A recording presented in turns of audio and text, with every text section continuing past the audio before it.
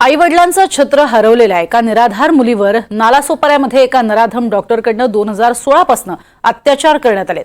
विशेष म्हणजे नोव्हेंबर 2024 मध्ये आरोपी विरोधात पॉस्को अंतर्गत गुन्हा देखील दाखल झाला, परंतु तो जामिनावर बाहेर येताच पुन्हा त्यानं पीडितेवरती अत्याचार करण्यास सुरुवात केली। न्यायालयानं जामीन देताना ठोठावलेल्या काही अटी होत्या, त्या अटी शर्थींचाही भंग करून नराधम डॉक्टरकडनं पीडितेवरती लैंगिक आणि शारीरिक अत्याचार हे सुरूच होते।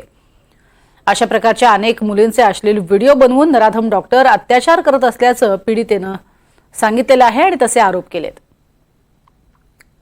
पीडित महिलेशी बातचीत केली आहे आमच्या प्रतिनिधींनी। अनामिका म्हणून आपण तिला संबोधू। अनामिका, काय नेमकं घडलं होतं तुझ्यासोबत, कधीपासून?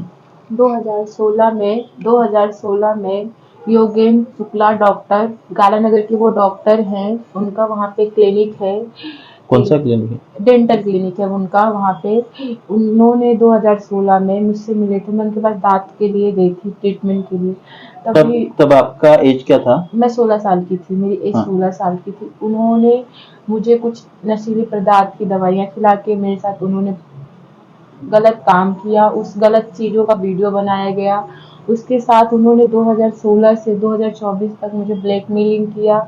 उस चीज़ों पे ही उन्होंने मुझसे पैसे लिए। मुझे जब उनका मन चाहा वो आके वो गलत काम करते थे मेरे साथ, जोर जबरदस्ती, रेप, जो भी आप उस चीज़ों को कहना चाहें वो कह सकते हैं। और ऐसा मैं एक अकेली लड़की नहीं हूँ कि जो मैं ही हूँ, ऐसी बहुत सारी लड़कियाँ हैं, ऐसे बहुत सारे वीडियो हैं, मेरे पास खुद भी वीडियो है, खुद भी प्रूफ है। और ये सब चीज़ों को मैं सहते सहते जब बहुत ज़्यादा होने लगा, उनका मांग, उनके पैसे की डिमांड, उनका जब ये हुआ कि अब चलो तुम किसी और के साथ सो, उनका ऐसा था कि अब तुम किसी और के साथ चलो, इनसे मैं पैसा लूटता हूँ, तुम इनके साथ जाके मुझे बेचने लगे, अलग अलग इंसान के साथ सोने के लिए मजबूर करने लगे। तब मैंने कानून का दरवाजा खटखटाया। कानून उसके पहले आपने कुछ कंप्लेन किए थे? नहीं, उसके पहले मेरी कंप्लेन ली नहीं जाती थी। कौन से पुलिस स्टेशन में आप जाते थे? अंचोले पुलिस स्टेशन में मैं बहुत बार गई। पुलिस स्टेशन में कोई कंप्लेन नहीं ली जाती थी। वहाँ पे बहुत सारी लड़कियाँ गई थी जो उसकी कंप्लेन कराने के लिए, किसी लड़की की कंप्लेन नहीं ली जाती, किसी की भी नहीं। क्योंकि उसकी बीवी, उसके परिवार सब आके उस बच्ची को, उन लड़कियों को मार पीट के और पुलिस वालों से समझौता करके पुलिस वाले क्या करते थे। इसमें पुलिस, आप जानते हो महाराष्ट्र पुलिस हमारी क्या है। अब इतना अत्याचार हुआ है आपके ऊपर, आपकी मांग क्या है? मेरी मांग यही है कि उसको समाज में निकाल के सड़कों पे, समाज के हर एक इंसान को कि इंसान ये सब घटना करने से पहले, किसी की लड़कियों की वीडियो बनाने से पहले दिल दहले, वो कांपे, इंसान वो ऐसा जुर्म ना करे।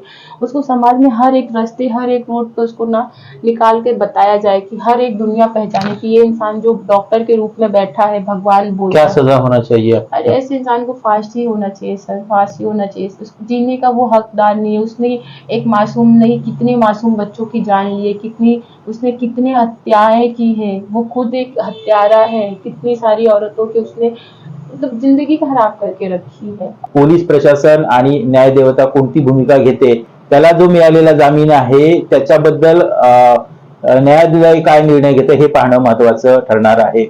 एनडीटीव्ही मराठीसाठी मनोज सातवी, नालासोपारा।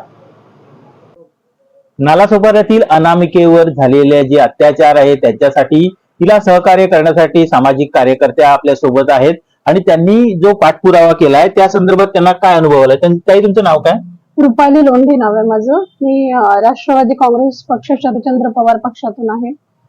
काय अनुभव आला आणि हे प्रकरणाबद्दल तुम्हाला कसं काय म्हणजे कळलं?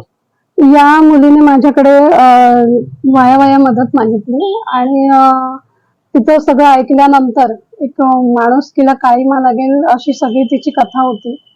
आणि ते ऐकल्यानंतर मी स्वतः त्या रात्री झोपले नव्हते, कारण एवढी मोठी घटना आणि त्याच्यावर अजिबात पोलीस प्रशासनाने लक्ष घातलेलं नाहीये, अजिबात नाही। आरोपीला अटक झालेली होती, त्याच्यानंतर बेल झाली आणि बेल झाल्यानंतर पुन्हा त्याने तसेच म्हणजे अत्याचार सुरू ठेवलेले आहेत।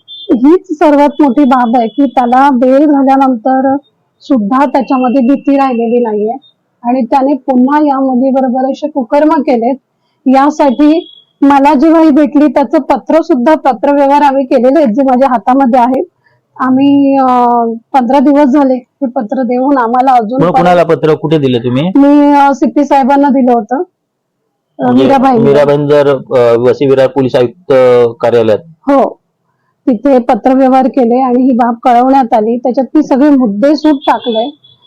तरी सुद्धा म्हणजे एवढ्या दिवसानंतर सुद्धा काहीच म्हणजे कारवाई नाही किंवा दखल सुद्धा घेतली नाही? अजिबात नाही. आचोळे पोलिसांनी अजूनपर्यंत माझं स्वतःच्या लेटर ऍडवर मी या मुलीची सगळी व्यथा टाकून आणि सगळे पॉइंट मांडले की काय बेल मिळाल्यानंतर आरोपीने तिच्याबरोबर केलंय.